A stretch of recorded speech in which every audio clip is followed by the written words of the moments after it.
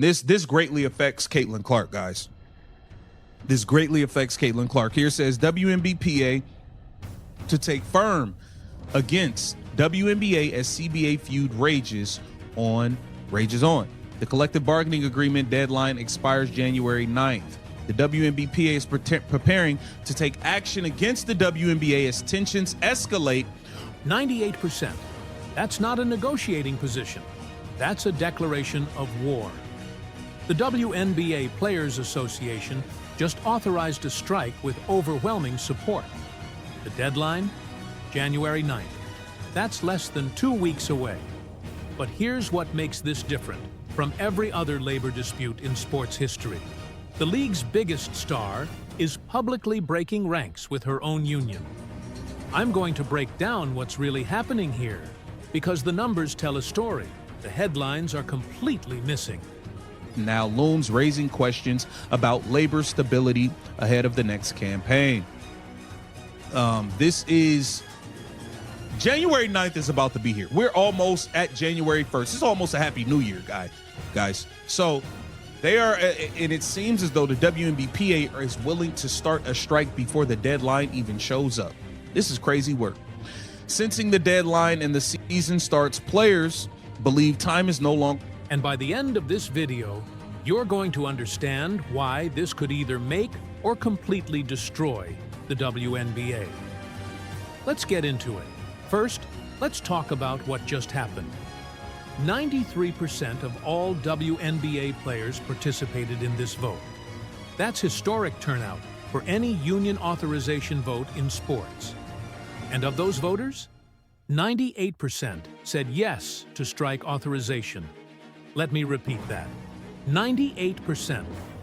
The WNBA Players Association's Executive Committee now has the power to call a work stoppage whenever they deem necessary.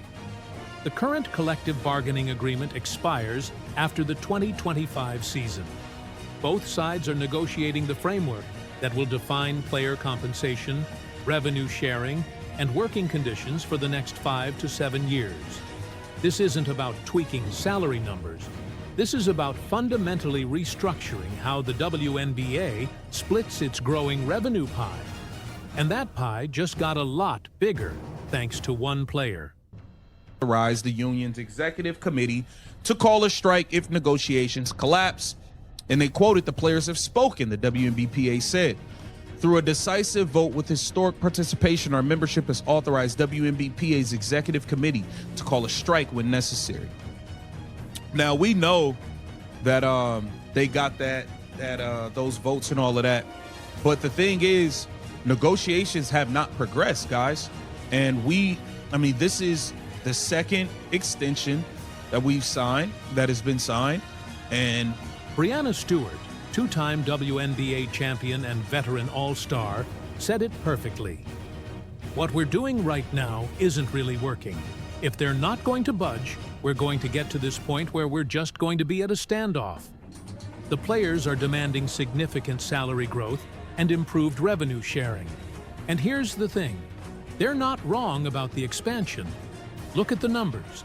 Attendance grew substantially in 2024. Broadcast numbers shattered previous records.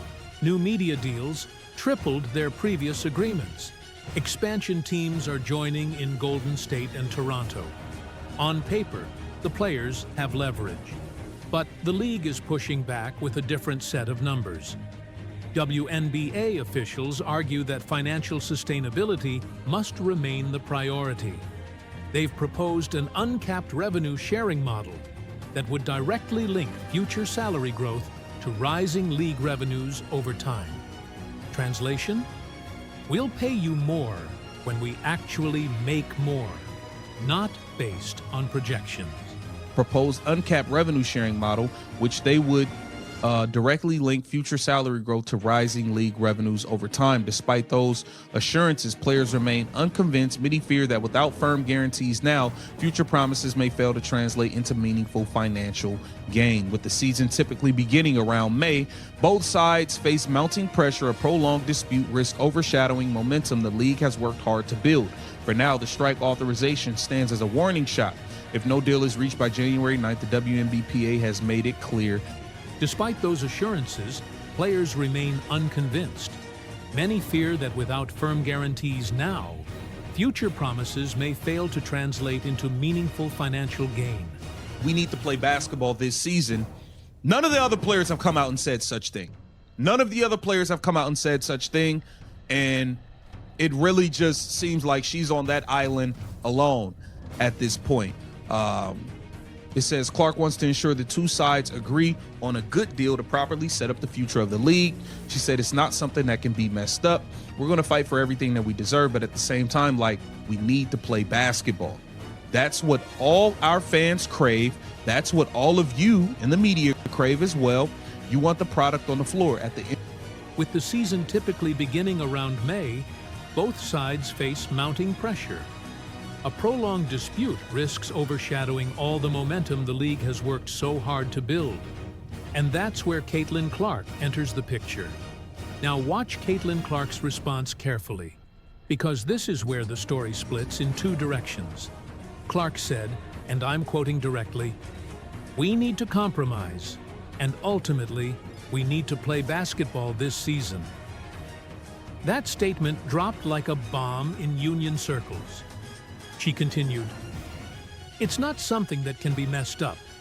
We're going to fight for everything that we deserve, but at the same time, we need to play basketball. That's what all our fans crave. That's what all of you in the media crave as well. You want the product on the floor at the end of the day. That's how you make the money. That's what the fans get excited about." Read between those lines.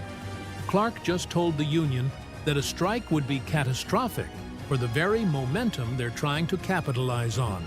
She's essentially arguing that the players' leverage evaporates the moment they walk out. Why? Because the 2024 surge in interest wasn't about the WNBA as an institution. It was about specific players, primarily about her. Anybody but Caitlyn Clark come out and say, hey, we need to sit down and we need to come to some sort of compromise. And that needs to be a major part of things, compromising so we can get a deal done and play basketball this season. Here it says it's a business and it's a negotiation. Clark said there has to be compromise on both sides. We're starting to get down to the wire of it. Obviously, I want to help any way I can, and I've tried to educate myself the best I can. I can't speak to every single number. None of the other players have come out and said this. None of them. It really seems like she's on an island alone at this point. But here's where it gets fascinating. Clark doubled down.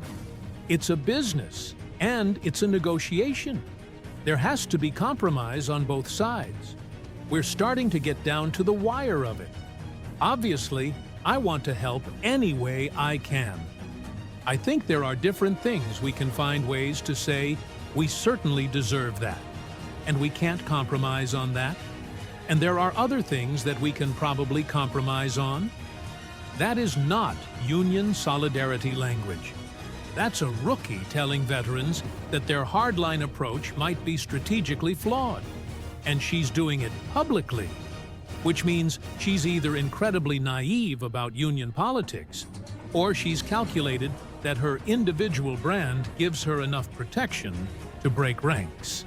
This is the biggest moment in the history of the WNBA, and I don't want that to be forgotten. It's important that we find a way to play this next season. I think our fans and even everybody who has played in this league that has come before us deserves that as well. So Caitlyn Clark is all in on playing basketball this season in the WNBA and finding that happy medium to get a deal done. I don't know if her colleagues, that being the players, are thinking the same. Get down in the comments. Let me know what you think. This Keep the Vision. Here's the uncomfortable truth. Nobody wants to say out loud. Caitlyn Clark is the reason the WNBA's leverage exists in the first place. The 2024 season saw record viewership, but drill down into those numbers and you'll find that games featuring Clark drew exponentially higher ratings than games without her. Sponsors didn't suddenly discover the WNBA because of collective excellence. They showed up because one player created mainstream cultural penetration that the league had failed to achieve in its previous 27 years of existence. Now contrast Clark's public statements with the radio silence from the rest of the league's stars.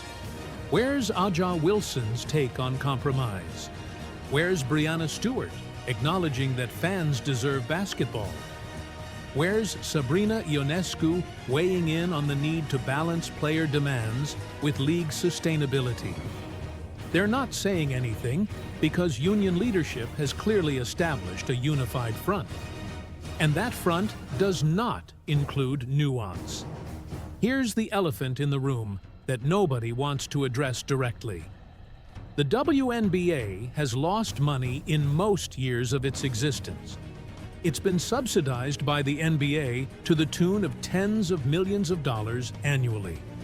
The 2024 financial performance was better, but even optimistic projections suggest the league might have broken even or posted a small profit. That's not the foundation for massive salary increases. Clark understands this. She said, "This is the biggest moment in the history of the WNBA, and I don't want that to be forgotten. It's important that we find a way to play this next season. I think our fans, and even everybody who has played in this league that has come before us, deserves that as well." Here's what makes this entire situation so precarious. If negotiations collapse and players strike, the entire infrastructure of the upcoming season falls apart. New expansion teams in Golden State and Toronto, left in limbo. Free agents can't sign contracts because the salary structure wouldn't be defined. Sponsors who committed money based on 2024's momentum. Legitimate grounds to renegotiate or withdraw. Media partners who tripled the league's broadcast deals. Paying for games that don't exist. And most critically, the casual fans who discovered the WNBA through Caitlyn Clark in 2024, they would evaporate. They're not die-hard basketball fans. They're not committed to the league as an institution. They showed up for a specific player and a specific narrative. Take away the games, and they'll move on to the next cultural moment. That's what Caitlyn Clark understands that her veteran colleagues apparently don't. The WNBA PA is playing a dangerous game. They're betting that Clark won't actually break ranks when it matters, that her public statements about compromise are just positioning for future negotiations, that she'll ultimately fall in line with union solidarity. But what if they're wrong? What if Clark decides that her obligation to the fans who made her a cultural phenomenon outweighs her obligation to veteran players who've spent much of the past year trying to diminish her accomplishments? What if she calculates that her individual brand is strong enough to survive union backlash? If Caitlyn Clark decided to cross a picket line, what exactly would the union do? Fine her? Suspend her? Turn her into a martyr for fans who just want to watch basketball? So we're heading toward a collision. The union has authorized a strike. The league is refusing to budge on guaranteed salary increases. Caitlyn Clark is publicly breaking ranks, and the clock is ticking down to January 9th. If they strike, the 2025 season is in jeopardy. If they don't strike but accept a weak deal, the players will feel like they missed their moment. If they strike and Clark crosses the picket line, the union fractures. If they strike and Clark doesn't cross but the season is canceled, they lose all the momentum from 2024. There's no clean win here. Every option has massive downside risk. And the person who seems to understand that most clearly? The 22-year-old rookie who just finished her first professional season. So here's what I want to know from you. Is Caitlyn Clark right? That compromise is essential, and playing basketball matters more than maximizing this negotiation? Or are the veteran players right? That this is their one chance to fundamentally restructure the league's economics, and they need to be willing to strike to get it? Drop your take in the comments below, because January 9th is coming fast, and one way or another, We're about to find out which side miscalculated. If you want to stay updated on this story as it develops, hit that subscribe button and turn on notifications. This is about to get a lot more interesting.